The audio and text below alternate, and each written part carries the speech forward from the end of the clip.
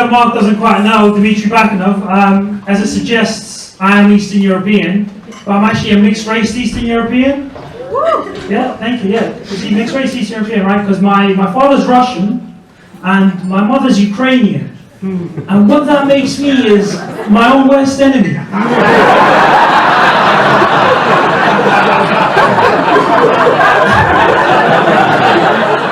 And it's basically the reason why, with a name like Dimitri, I've spent the last couple of years pretending that I'm Greek.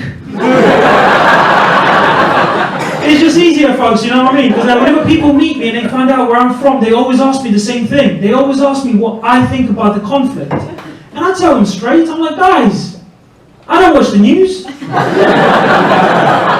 have no idea what's going on in Syria. And I have to do that little deflect, man, because no one's ever happy to hear what I have to say about the Russia-Ukraine thing. Because, you know, it's deeply personal. And deep down inside, I don't give a shit. And folks, it doesn't matter to me who wins. I get to claim allegiance either way. And much more importantly, I have a British passport. So fuck it. So, man, like some people, it's good you reacted that way, right? Because some people don't like that joke, you know what I mean? They come up to me after gigs and they're like, man, you can't be this callous towards your fellow countrymen just because you're lucky enough to have a British passport. I'm like, well, hold up. Luck has nothing to do with it. I worked hard. I saved up. I got myself a passport off eBay fair and square. Like, I became a proper dick about it as well. I was a massive dead end, right? Because I started showing off to everyone, being like, ah, look, motherfucker, can't send me back now. And I got carried away because I started showing off to my girlfriend who's Australian, right? Because I saw her passport, and on her passport she's got a kangaroo and an emu. I'm like, what the fuck is that shit? I'm like, what's a kangaroo gonna do in a fight? I'm like, you need a serious animal to represent your country, like a lion, right? And because she's quite smart, she looked at me, she was like, yeah? What else, dumbass? I'm like, shit, let me have a look at my British passport. Like, fuck. Folks, why is there a unicorn on a British passport? I needed to look that shit up because I need to know which king allowed his 11-year-old daughter to choose these animals. Yeah. Turns out the unicorn is there to represent Scotland.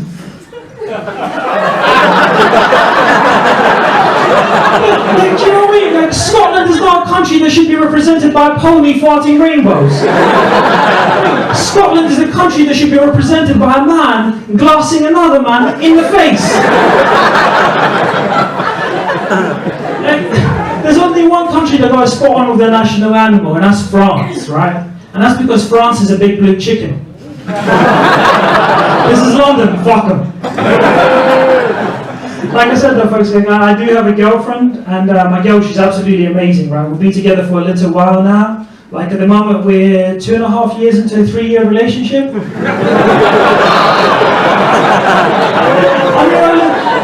It's going really well, right? It's going great. But I'll start picking up with little hints that it's coming to an end. You know, like small little things. Like my girlfriend recently, like she started looking after herself a bit more.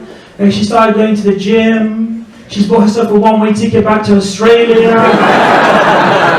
I can read between the lines, but she's a really cool girl though. She's absolutely amazing. Like after 2.5 years, right, I've only got one complaint about her. The thing that gets to me, right, the thing that really gets under my skin, well, apart from the violence, the thing that really gets to me, right, is the fact that because she's Australian, she wants to see as much of Europe as possible. So what that means is that whenever we can afford it, we go away on a mini-city break. Which to me personally is just a massive waste of money. Because like, all that means is what I'm doing is I'm paying to have sex in a hotel room hundreds of miles away. And it's still with my girlfriend.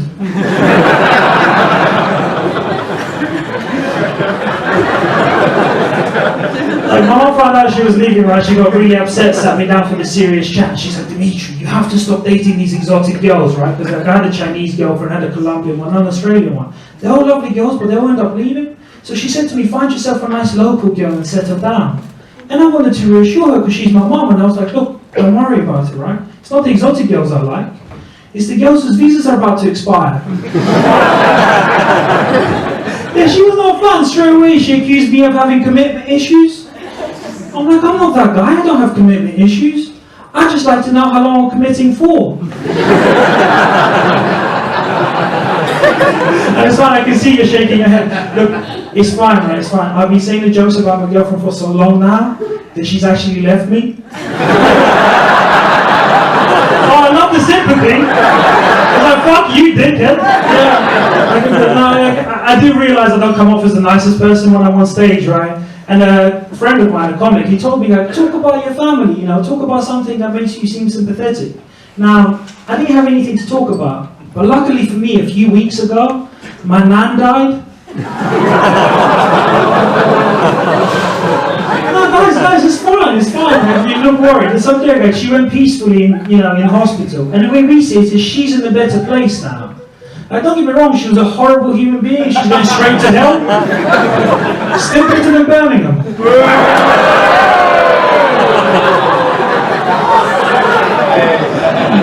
I can see a couple of you are like shaking your head there, like, oh, I'm not going to laugh at that stuff, that's just mean. And like, that really hurts, right? Like, seriously, that really hurts. Because all that means is that I pushed my man down the stairs for no reason.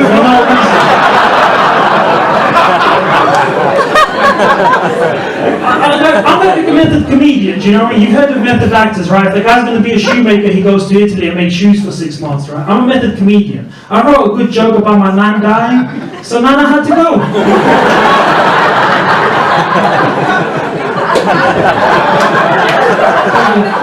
If you like that, you should come back see me in a couple of weeks. I've got this great joke about paedophiles I'm working on. Oh, too far, alright.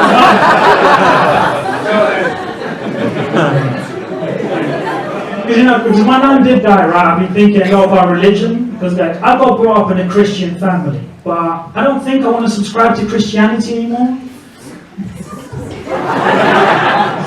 Well, seriously, I figured out, right? I don't think I want to follow a religion that worships a God whose penis is so small that he has sex with a woman and she's still technically a virgin. And I said this to a Muslim friend of mine, right? I said this to her, and she said, well, consider Islam. Islam is a good religion. And I thought about it, and I was like, no. No, guys, because for my money, right, Islam is fundamentally flawed. Good. Silence. I'll be honest with you, pretty much all of us here are drinking. We're safe. Think about it, right? Islam is fundamentally flawed, right? Because on one hand, you're strictly not allowed to gamble. But on the other hand, you're strictly not allowed to see your wife's face until you're married.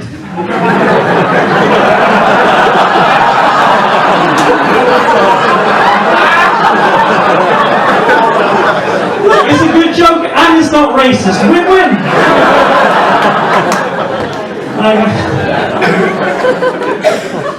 Guys, you've been lovely, right? I'm going to leave you on this. It's less of a joke and more just of a thing for life, right? Because I love extreme sports, so I love things like bungee jumping, skydiving, stuff like that, right? But you know, as part of that sort of thing, I research a lot about it, I read a lot about it. But sometimes there are stories in the papers that scare the hell out of me. Like last year, there were 2 girls that died in Spain bungee jumping. Right now, that's a terrible, terrible tragedy. And I think it's important that we learn something from these things, otherwise it's just a waste, right? And the important thing to take away here is that women shouldn't lie about their weight.